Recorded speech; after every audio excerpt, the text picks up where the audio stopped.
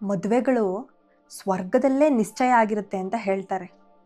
ಆದರೆ ಇವತ್ತು ನಾವು ಸಣ್ಣ ಪುಟ್ಟ ಜಗಳಗಳಿಗೋಸ್ಕರ ಡಿವೋರ್ಸ್ ತಗೊಂಡು ಫ್ಯಾಮಿಲಿ ಕೋರ್ಟ್ಗಳಲ್ಲಿ ನಮ್ಮ ಗಂಡ ಹೆಂಡತಿ ಅನ್ನೋ ಸಂಬಂಧನೇ ಕೊನೆ ಮಾಡ್ತಾ ಇದ್ದೀವಿ.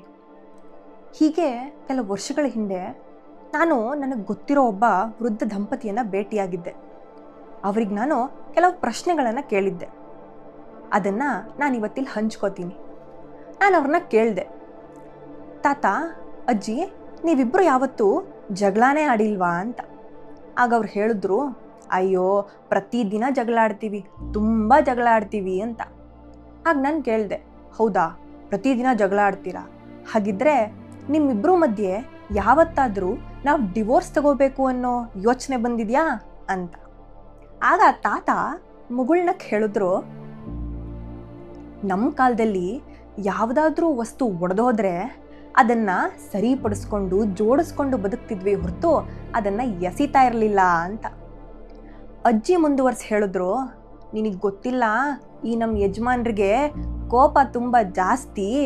ಒಂದಿನ ನನ್ನ ಮೇಲೆ ತುಂಬ ಕೋಪ ಮಾಡಿಕೊಂಡು 2-3 ದಿನ ನನ್ನ ಹತ್ರ ಮಾತೇ ಆಡಿಲ್ಲ.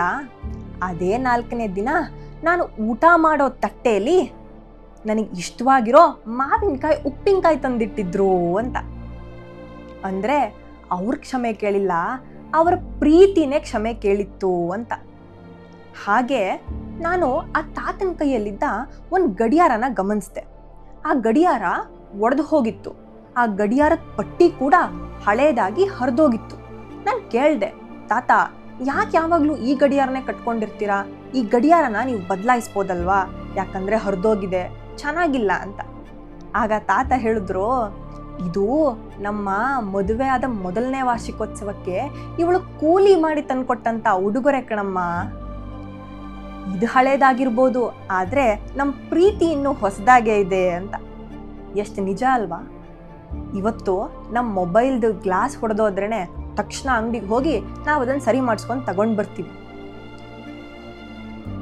ಆದರೆ ದುರದೃಷ್ಟ ಏನಂದರೆ, ಇವತ್ತು ಜನಗಳು ಸಂಬಂಧನ ಕೂಡ ಅಷ್ಟೇ ಬೇಗನೆ ಚೇಂಜ್ ಮಾಡಿಬಿಡ್ತಾರೆ. ಅಂದರೆ ಒಂದೇ ಜಗಳ, ಒಂದು ಈಗೋ, ಒಂದು ಮನಸ್ತಾಪ, ಒಂದು ಕ್ಷಮೆ ಕೇಳ್ದಲೇ ಇರುವಂಥ ಗುಣ, ಮತ್ತೆ ನಮ್ಮಿಬ್ಬರ ಸಂಬಂಧ ಮುಗೀತು ಅಂದ್ಬಿಡ್ತಾರೆ. ಪ್ರೀತಿ ಅಂದರೆ ಒಬ್ರಿಗೊಬ್ರು ನಾನು ನೀನು ಅಂತ ಗೆಲ್ಲೋದಾಗಿರಬಾರ್ದು, ನಾವಿಬ್ಬರು ಒಟ್ಟಿಗೆ ಬದುಕೋದಾಗಬೇಕಲ್ವಾ? ಅಂದರೆ ಆಗಿನ ಕಾಲದಲ್ಲಿ ಐಫೋನ್ ಇರಲಿಲ್ಲ, ವಾಟ್ಸಾಪ್ ಇರಲಿಲ್ಲ, ಇನ್ಸ್ಟಾಗ್ರಾಮ್ ಇರಲಿಲ್ಲ. ಆದರೂ ಅವರಿಬ್ಬರಿಗೆ ಒಬ್ಬರೊಬ್ಬರಿಗೆ ಕೊಡ್ಕೊಳೋಕ್ಕೆ ಒಂದು ಸಮಯ ಇತ್ತು. ಆದರೆ ಇವತ್ತು ನಮ್ಮ ಹತ್ರ ಎಲ್ಲ ಇದೆ, ಆದರೆ ನಾವು ಕುಳಿತುಕೊಂಡು ಒಬ್ರನ್ನೊಬ್ಬರನ್ನ ಕೇಳ್ಕೊಳೋದಕ್ಕೆ ನಮ್ಮ ಹತ್ರ ಸಮಯನಾದರೂ ಎಲ್ಲಿದೆ?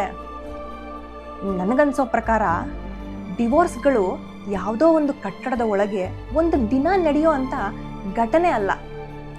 ಅದು ಎಷ್ಟೋ ವರ್ಷಗಳಿಂದ ಅವರಿಬ್ಬರ ಮಧ್ಯೆ ಮಾತು ನಿಂತಾಗ, ಕಾಳಜಿಗಳು ನಿಂತಾಗ, ಅವರಿಬ್ಬರು ಒಬ್ರಿಗೊಬ್ರು ಕ್ಷಮಿಸ್ಕೊಳ್ಳೋದನ್ನು ನಿಲ್ಲಿಸಿದಾಗ, ನಾವು ಅನ್ನೋ ಜಾಗದಲ್ಲಿ ನಾನು ಅಂತ ಬಂದಾಗ ಅದು ಅವರಿಬ್ಬರ ಮನಸ್ಸಿನೊಳಗೆ ಯಾವತ್ತೋ ಬೇರೂರಿರುತ್ತೆ.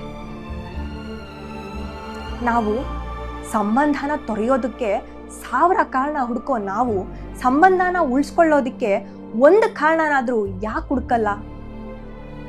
ಅವನದೇ ತಪ್ಪು, ಅವಳದೇ ತಪ್ಪು ಅಂತ ಬೆರಳು ಮಾಡಿ ತೋರಿಸೋ ನಾವು ನಮ್ಮ ಜೀವನದಲ್ಲಿ ಅವರು ತುಂಬ ಸರಿಗಳನ್ನೂ ಮಾಡಿರ್ತಾರಲ್ವಾ, ಆ ಸರಿನ ಯಾಕೆ ಹುಡುಕಲ್ಲ?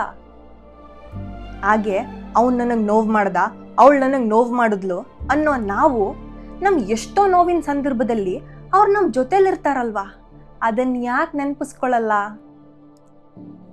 ಇಲ್ಲ, ನನಗೆ ಈ ಜಗಳನೇ ದೊಡ್ಡದು, ನಾನು ಬೇರೆ ಆಗಲೇಬೇಕು ಅನ್ನೋ ನಾವು ಜಗಳಕ್ಕಿಂತ ನಮ್ಮ ಸಂಬಂಧ ದೊಡ್ಡದು ಅಂತ ಯಾಕೆ ಹೇಳಲ್ಲ? ಪ್ರೀತಿ ಏನಂದ್ರೆ ಜಗಳ ಆಡದೇ ಇರೋ ಸಂಬಂಧ ಅಲ್ಲ, ಅದು ಇಬ್ರು ಮನಸ್ಸುಗಳು ಸೇರಿ ನಾವಿಬ್ರು ಏನೇ ಆದರೂ ಕಷ್ಟ ಸುಖಗಳಲ್ಲೂ ಜೊತೆಯಲ್ಲಿರೋಣ ಅಂತ ತಮ್ಮ ಮನಸ್ಸಿನಿಂದ ಬರೋ ಅಂಥ ಸಂಬಂಧನೇ ಪ್ರೀತಿ. ಅದೇ ಗಂಡ ಹೆಂಡತಿ ಸಂಬಂಧ. ಕೊನೆಯಾಗಿ ಹೇಳೋದಾದರೆ, ಜೀವನದ ಒಬ್ಬ ಸಂಗಾತಿ ಅಂದರೆ ಅವನು ನಮ್ಮ ಜೀವನಕ್ಕೆ ಸುಮ್ಮನೆ ಬಂದಂಥ ಸಾಮಾನ್ಯ ವ್ಯಕ್ತಿ ಅಲ್ಲ. ನಮ್ಮ ಜೀವನದ ಅರ್ಧ ಭಾಗವನ್ನು ಅಂದರೆ ಕಷ್ಟ ಮತ್ತು ಸುಖಗಳನ್ನು ತನ್ನ ಜೊತೆ ಹೊತ್ತು ತನ್ನ ಜೊತೆ ನಡೆಯೋಕೆ ಅಂತ ಬಂದಿರ್ತಾನಲ್ವಾ. ಇದನ್ನೇ ತಾನೇ ಶಿವ ಪಾರ್ವತಿಯರ ಅರ್ಧನಾರೀಶ್ವರ ತತ್ವ ಕೂಡ ಹೇಳೋದು. ಸರಿ ಅನ್ಸಿದ್ರೆ ಯೋಚನೆ ಮಾಡಿ. ಹೀಗೆ ಮುಂದಿನ ಕಥೆಯೊಂದಿಗೆ ನಿಮ್ಮ ಜೊತೆ ಇನ್ನೂ ಬೇಗ ಸಿಗ್ತೀನಿ. ನನ್ನ ಚಾನೆಲ್ನ ಸಬ್ಸ್ಕ್ರೈಬ್ ಮಾಡಿ, ಆದಷ್ಟು ಶೇರ್ ಮಾಡಿ, ಸಪೋರ್ಟ್ ಮಾಡಿ. ಧನ್ಯವಾದ.